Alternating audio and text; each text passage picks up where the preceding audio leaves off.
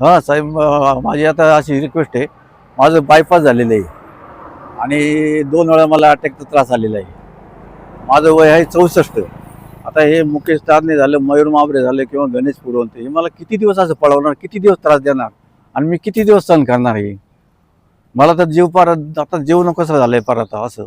आणि हे ह्या पद्धतीचं जर असं असेल तर मी आता माझा यांना तळतळाट राहिला हा.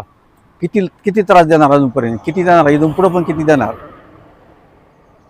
असं यांनी हे करू नये. जनतेच्या दृष्टीने हे चांगलं नाही यांचं वागणं. हो. फसवणूक तर केलेलीच आहे घोर, पण विश्वासघात पण फार मोठं केलेलं आहे माझा.